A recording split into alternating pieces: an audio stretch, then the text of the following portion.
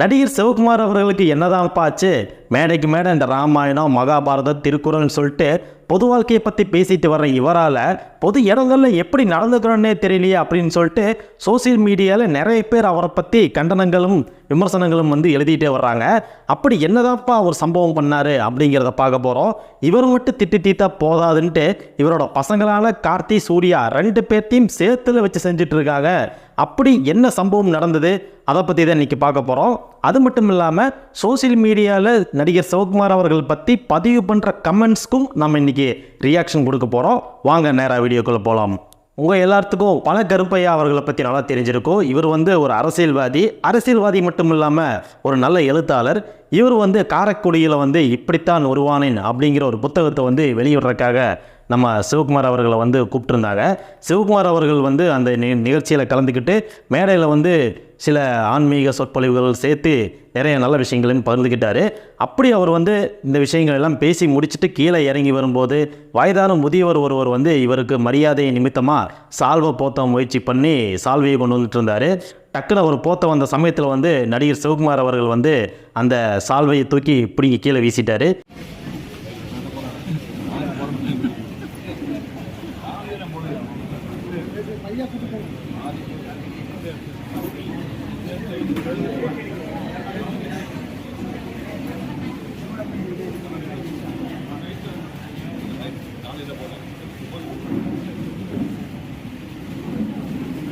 இதுதான் மேட்டர்.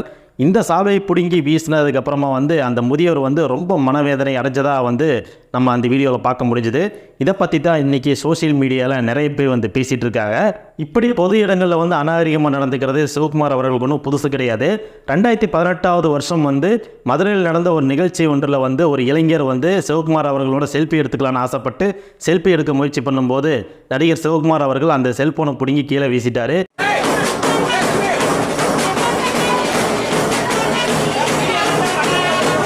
இதனால் வந்து ரொம்ப மனவேதனை அடைந்தார் அந்த இளைஞன். இதை பார்த்த நம்ம சோசியல் மீடியாவிலேருந்து நிறைய பேர் வந்து தங்களோட கருத்துக்களையும் கண்டனங்களையும் பகிர்ந்துக்கிட்டாங்க. இப்படி சோசியல் மீடியாவில் எழுந்த கண்டனங்களை தொடர்ந்து அந்த இளைஞருக்கு நடிகர் சிவகுமார் அவர்களே வந்து ஒரு புதிய மொபைலை வாங்கி கொடுத்தாரு. இந்த நிகழ்ச்சி வந்து மிகப்பெரிய பரபரப்பை ஏற்படுத்துச்சு.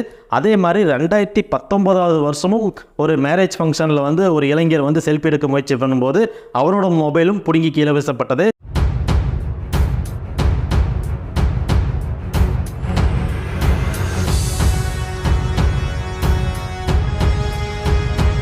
இது வந்து ஹிஸ்ட்ரியில் பதியப்பட்டிருக்குது. இப்படி வந்து சில சம்பவங்கள் வந்து சிவகுமார் அவர்கள் வந்து செஞ்சுட்டு வராரு. தொடர்ந்து இதே மாதிரியான அவமதிக்கும் செயல்களை வந்து நடிகர் சிவகுமார் அவர்கள் செஞ்சுட்டு வரனால பார்த்துட்டு இருக்கிற மக்கள் எல்லாம் கோபப்பட்டு நிறைய கண்டனங்களையும் விமர்சனங்களையும் தொடர்ந்து சோசியல் மீடியாவில் எழுதிட்டு வந்துட்டு இருக்காங்க. அந்த கருத்துக்களை எல்லாம் இன்றைக்கி நம்ம ரியாக்ஷனில் பார்ப்போம். வாங்க. இந்த வீடியோவோட முதல் கருத்தை வந்து நம்ம மங்களகரமாக ஆரம்பிக்க போகிறோம். அதனால் நம்ம ப்ளூ சட்டை மாறன்லேருந்து ஸ்டார்ட் பண்ணலாம். ப்ளூ சட்டை மாறன் என்ன சொல்லியிருக்காருன்னா, நிகழ்ச்சி முடிந்ததும் அவருக்கு மரியாதை செய்ய நீண்ட நேரம் காத்திருந்தார் ஒரு பெரியவர். ஆனால் அவரது அன்பை மதிக்காமல் சால்வியை பிடுங்கி தரையில் வீசினார் சிவகுமார். மேடைக்கு மேடை நன்னடத்தை, ஒழுக்கம், யோகா, தியானம் என பாடம் எடுப்பவர் நிஜத்தில் இப்படி அநாகரிகமாக நடந்து கொள்வது ஏன்? எனக்கு சால்வியை அணிவிக்க வேண்டாம் என சொன்னால் போதாதா? அதை பிடுங்கி எரியும் அளவிற்கு ஏன் இந்த ஆணவம் அப்படிங்கிற மாதிரி கேட்டிருக்காரு. நல்ல கொஸ்டின் தான் கேட்டிருக்காரு. இதுக்கு சிவகுமார் அவர்களிட்டிருந்து என்ன பதில் வருதுன்னு பார்ப்போம். சரி, நெக்ஸ்ட் கமெண்ட்டை படிப்போம். இந்த கமெண்ட்டை படித்தா எனக்கே ஷாக்கிங்காக இருக்குது. அப்படி ஒருத்தர் வந்து கமெண்ட் போட்டிருக்காரு. அது என்னன்னா வந்து, கண்ட அரசியல் புரோக்கர் காலில் விழுந்து ஊரை ஏமாற்றுவாராம், அன்புடன் ஒருவர் கொடுக்கிற சால்வையை தூக்கி எறிவாராம், கீழ்ப்பக்கத்தில் இருக்க வேண்டிய ஆளை எல்லாம் பொது நிகழ்ச்சிக்கு கூப்பிடவே கூடாது, நாகரிகமே இல்லாத காட்டுமிராண்டி ஜென்மம் அப்படின்னு சொல்லிட்டு ஒருத்தர் கமெண்ட் பண்ணியிருக்காரு. அடுத்த கமெண்ட் பார்ப்போம். நாக்கை பிடுங்குற மாதிரி ஒருத்தர் வந்து சிம்பிளாக ஒருத்தர் கேள்வி கேட்டிருக்காரு. அது என்னென்னா, பிடிக்கலைன்னா வேணான்னு சொல்லியிருக்கலாம், அதை விட்டு தூக்கி எறிகிறதெல்லாம் கேவலமான செயல் அப்படின்னு சொல்லி கேட்டிருக்காரு. கரெக்டு தான் அவர் கேட்டது. Next comment. இப்போ நான் படிக்க போகிற கமெண்ட்டோட வேர்டிங்கெல்லாம் விட்டுருங்க. ஆனால் அவர் சொல்ல வந்த விஷயத்தை நீங்கள் நினச்சி பாருங்கள், உங்களுக்கு ஷாக்கிங்காக இருக்கும். அவர் என்ன சொல்ல வர்றாருன்னா, ஏன் இவன் இவ்வளவு திமிராக இருக்கான்? இவன் பசங்க பெரிய நடிகர் அதுக்கா? இல்லை பசங்க மூலமாக இருக்கிற சொத்தா? இல்லை இவங்க இந்தியாவில் விரல் விட்டு எண்ணக்கூடிய அளவில் இருக்கிற கோடீஸ்வரர்களா? எதுக்கு இப்படி இந்த ஆணவம் அப்படிங்கிற மாதிரி கேட்டிருக்காரு. அடுத்த கமெண்ட்டை பார்ப்போம். இவர் தொடர்ந்து 60 ஆண்டுகளாக யோகா செய்து வருவதால் ஏற்பட்ட பக்குவம் மற்றும் முதிர்ச்சி, இந்த மாதிரி ஒரு கிறுக்கனையும் மதித்து சால்வை போர்த்த போனவரின் தவறு தான் அப்படிங்கிற மாதிரி இன்னொருத்தர் வந்து கமெண்ட் பண்ணியிருக்காரு. இப்போ நான் படிக்க போகிற கமெண்ட் வந்து எனக்கு ரொம்ப பிடிச்ச கமெண்ட்டு. அது என்னன்னா வந்து, நாகரிகமான மனிதர் என்றால் அந்த பெரியவர் கொணர்ந்த சால்வையை வாங்கி அவருக்கே அணிவித்து அவரை மகிழ்வித்திருப்பார். எப்படி கரெக்டாக சொல்லியிருக்காரு பார்த்தீங்களா? இந்த மாதிரி சிவகுமார் அவர்கள் பண்ணியிருந்தார்னா மிகப்பெரிய பாராட்டத்தக்க விஷயமா வந்து எல்லாரும் பேசியிருப்பாங்க. ஆனால் அவர் தூக்கி வீசினால தான் இப்படி நம்ம சோசியல் மீடியாவில் இந்த மாதிரி கமெண்ட்ஸ் எல்லாம் நம்ம படிக்க வேண்டியதாக இருக்குது. அடுத்த கமெண்ட் என்னென்னா, பெரிய மனுஷனுக்குரிய தகுதி கொஞ்சம் கூட இல்லை, பெரிய மண்டை வீங்கி மனுஷன் அப்படிங்கிற மாதிரி சொல்லியிருக்காங்க. இன்னொரு கமெண்ட் என்னென்னா, இந்த மாதிரி சக மனிதனை மதிக்காதவனை மக்கள் புறக்கணிக்க வேண்டும் அப்படிங்கிற மாதிரி ஒருத்தர் சொல்லியிருக்கிறாரு. அடுத்த கமெண்ட் வந்து, கோடி கோடியாக பணம் வச்சுக்கிட்டு அமீர் அவர்களுக்கு தர வேண்டிய 1.5 கோடி தராதப்பவே இவங்க லட்சணம் என்னங்கிறது நாடறியும் அப்படிங்கிற மாதிரி சொல்லியிருக்கிறாங்க. அவன் பொருள் எடுத்து அவனையும் போடணும் அப்படிங்கிற மாதிரி தான் ஒரு கமெண்ட்டு. அது என்னென்னா வந்து, இவர்கள் ஒருவருக்கு சால்வை போடும்போது அதை பிடுங்கி எறிந்தால்தான் அந்த வழி புரியும் அப்படிங்கிற மாதிரி ஒருத்தர் சொல்லியிருக்காரு. இது கரெக்டான கமெண்ட்டு தான். இப்படி அவருக்கு வந்து ஒருத்தர் சால்வை போட வரும்போது அதை வந்து இன்னொருத்தர் பிடுங்கி வீசினா தான் இவருக்கு வந்து அந்த வழி தெரியும் அப்படிங்கிற மாதிரி சொல்லியிருக்கிறாரு. அடுத்த கமெண்ட் வந்து, வயது ஆக ஆக பொறுமையும் பக்குவமும் அமைதியும் சகிப்புத்தன்மையும் இதெல்லாம் இருக்கணும். ஆனால் இங்கே இவருக்கு அப்படியே எல்லாம் உல்ட்டாவாக இருக்குது, என்னத்தை சொல்ல அப்படிங்கிற மாதிரி சொல்லியிருக்கிறாரு. அடுத்த கமெண்ட் வந்து, இல்லாதவருக்கு கொடுத்து இருந்தால் இந்நேரம் உங்களை கையெடுத்து நன்றி கொடுத்து இருப்பார் அப்படிங்கிற மாதிரி சொல்லியிருக்கிறாங்க. கரெக்டு தான். அடுத்த கமெண்ட் வந்து, மேடைக்கு மேடை நன்னடத்தை ஒழுக்கம் யோகா தியானம் என பாடம் எடுப்பவர் நிஜத்தில் இப்படி அநாகரிகமாக நடந்து கொள்வது ஏன்? சத்குரு அப்புறம் Sri are there to answer to your genuine question அப்படின்னு சொல்லிட்டு சத்குருவையும் ஸ்ரீயும் கோத்து விட்ருக்குறாங்க. அவங்க எப்படி இதுக்கு வந்து கமெண்ட் சொல்ல முடியும்? சரி, அடுத்த கமெண்ட்டை பார்ப்போம். அந்த மனிதர் ஏன் அதை செய்ய வேண்டும்? இன்றைய நாகரிக காலத்தில் தொடர்பில்லாமல் எதையும் யாருக்கும் செய்யக்கூடாது. அவர் என்ன அரசியல் தலைவரா? இவர் செஞ்ச விஷயத்தையும் கூட ஒருத்தர் நியாயப்படுத்தி கமெண்ட் பண்ணியிருக்கிறாரு. இந்த மாதிரி கமெண்ட் பண்ணுற ஆளுகள்லாம் வந்து 1% தான்.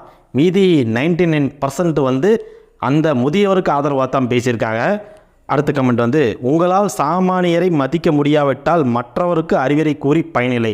அதாவது தொடர்ந்து ஒரு மேடை பேச்சுகளை வந்து ஒழுக்கம், இந்த தியானம், யோகா, மனித வாழ்வியல் இதை பற்றி நிறைய விஷயங்கள் சொல்கிறாரு இல்லையா?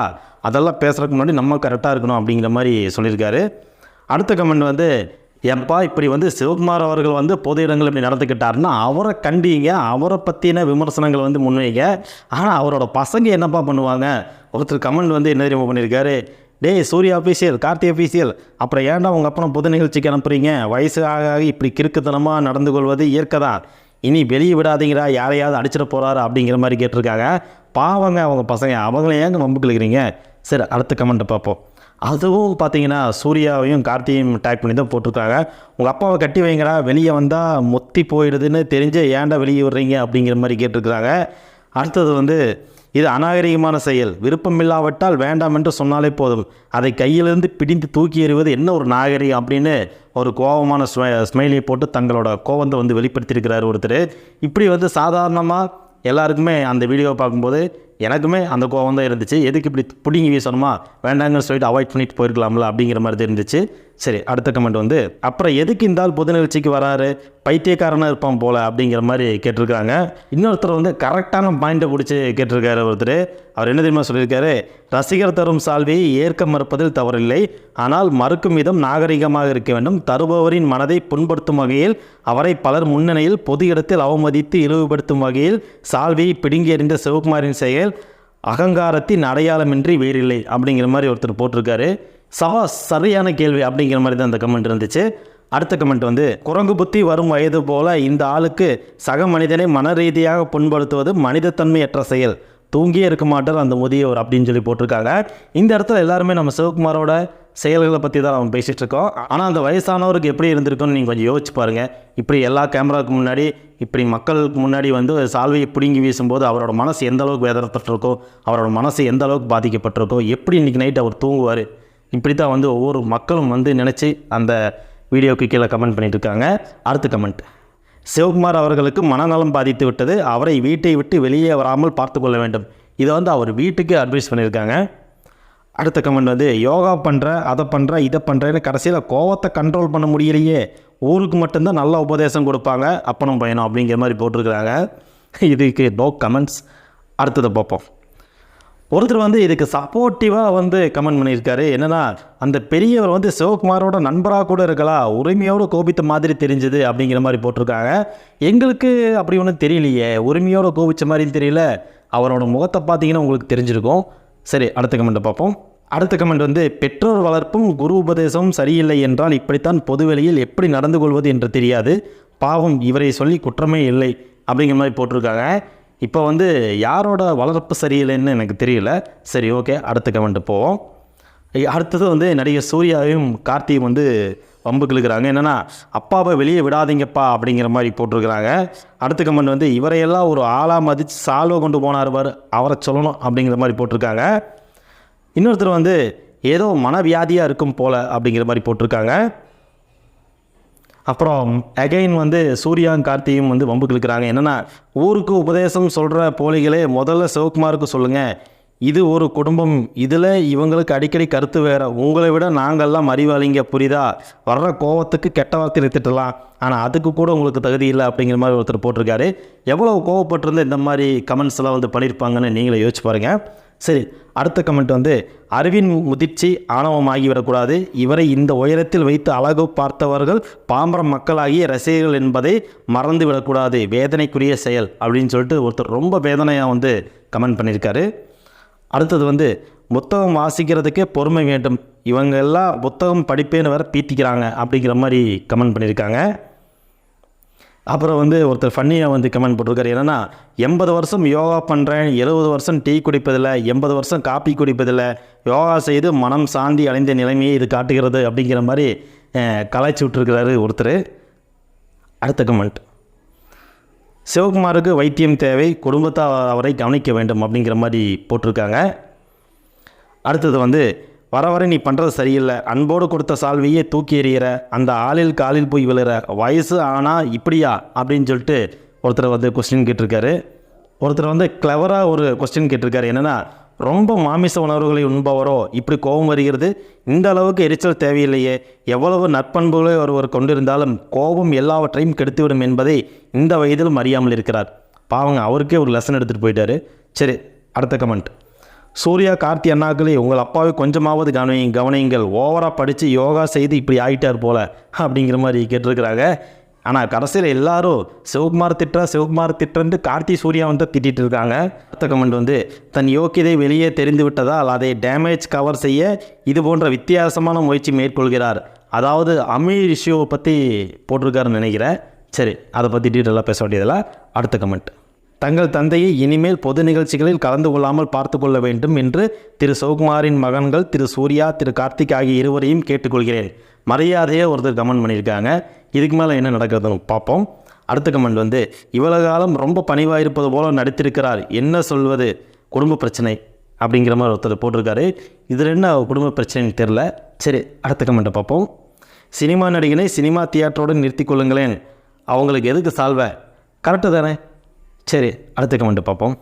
அடடா, தொடர்ந்து யோகா செய்பவரின் பிளட் ப்ரெஷர் எவ்வளவு கண்ட்ரோலாக இருக்குது, இவங்களுக்கு எதுக்கு மரியாதை செய்கிறீங்க, ரசிகனை மதிக்க தெரியாதவன் நல்ல கலைஞனே இல்லை, நீங்கள் படித்த புத்தகங்கள் இதைத்தான் உங்களுக்கு கற்றுக் கொடுத்ததா மிஸ்டர் சிவகுமார் அப்படின்னு சொல்லி ஒருத்தர் கேட்டிருக்காரு. இதுக்கு அவங்க பதில் சொல்லுவாங்களான்னு தெரியல. சரி, அடுத்த கமெண்ட்டை பார்ப்போம். கோபத்தை வீட்டில் காட்டுங்கள், வந்த இடத்தில் காண்பிக்கக்கூடாது, இத்தனை நாள் உங்கள் மீது வைத்திருந்த நன்மதிப்பு இப்படிப்பட்ட நடவடிக்கைகளால் கொஞ்சம் கொஞ்சமாக குறைந்து கொண்டே போகிறது. பாருங்கள் மிஸ்டர் சிவகுமார் அவர்களே, உங்களோட பழைய கால ரசிகர்கள் எல்லாருமே உங்களுக்கு இன்றைக்கி எகென்ஸ்டாக மாறிட்டு வராங்க, கொஞ்சமாவது கோபத்தை கண்ட்ரோல் பண்ணுங்க அப்படிங்கிறதான் மக்களோட கருத்தாக இருக்குது. நடிகர் சிவகுமார் அவர்களை பற்றி பேசும்போது அவரை பற்றி நம்ம சில விஷயங்கள் தெரிஞ்சுட்டு பேசணும். நடிகர் சிவகுமார் அவர்கள் வந்து சிறந்த ஓவியர், சிறந்த கலைஞர், சிறந்த நடிகர், வாழ்நாள் சாதனையாளர், சிறந்த பேச்சாளர், இப்படி பன்முக திறமைகள் வந்து அவருக்கு இருக்குது. நடிகர் சிவகுமார் அவர்கள் வந்து யோகாவை பற்றியும் தியானத்தை பற்றியும் தொடர்ந்து மக்கள்கிட்ட நிறைய விஷயங்கள் பேசிட்டு வராரு. இந்த 2 விஷயங்களுமே வந்து மனதை அமைதிப்படுத்தவும் கோவத்தை கண்ட்ரோல் பண்ணுறதுக்காக தான். ஆனால் இதை ஃபாலோ பண்ணிகிட்டு இருக்க சிவகுமாராலேயே வந்து மன அமைதியாகவும் இருக்க முடியல, கோவத்தை கண்ட்ரோலும் பண்ண முடியல. இதுதான் வந்து மிகப்பெரிய சோகமான விஷயமாக இருக்குது. உங்களுக்கு வந்து புகழ்ச்சி பாராட்டு இந்த 2 விஷயங்களும் பிடிக்காமையே இருந்துட்டு போகட்டும். நீங்கள் வந்து இந்த சால்வியை தூக்கி எறிஞ்சு தான் நான் தன்னடக்கமானவன், எனக்கு இந்த புகழ்ச்சி பாராட்டு இதெல்லாம் பிடிக்காது அப்படின்னு நீங்கள் ப்ரூவ் பண்ணணுமா, ஏன் இந்த சால்வி வேண்டாம் அப்படின்னு சொல்லி மறுத்தே நீங்கள் தன்னடக்கமானவர் அப்படிங்கிறத காட்டியிருக்கலாமே அப்படிங்கிறதான் நம்மளோட கருத்தாக இருக்குது. அந்த முதியவர் எந்த அளவுக்கு மனவேதனை அடைஞ்சிருப்பார் அப்படிங்கிறத நம்மளால் உணர முடியுது. ஸோ இந்த வீடியோவை இதோட முடிச்சுக்கலாம். இனிமேல் பொது இடங்களில் இந்த மாதிரியான விஷயங்கள் வந்து சிவகுமார் அவர்கள் செய்ய மாட்டார் அப்படின்னு நம்ம நம்புவோம். இந்த வீடியோ இதோட முடியுது. இந்த வீடியோ உங்களுக்கு பிடிச்சிருந்தா மறக்காமல் லைக் பண்ணுங்கள், ஷேர் பண்ணுங்கள், சப்ஸ்கிரைப் பண்ணுங்கள். நீங்கள் இந்த சேனலுக்கு புதுசாக வந்திருந்தால் மறக்காமல் சப்ஸ்கிரைப் பண்ணிட்டு பெல் பட்டனை கிளிக் பண்ணி வச்சுக்கோங்க. அப்போ தான் நான் போடுற இந்த மாதிரியான இன்ட்ரெஸ்டிங்கான வீடியோஸ் எல்லாம் குயிக்காக உங்கள் ஹோம் பேஜை தேடி வரும். நன்றி, வணக்கம்.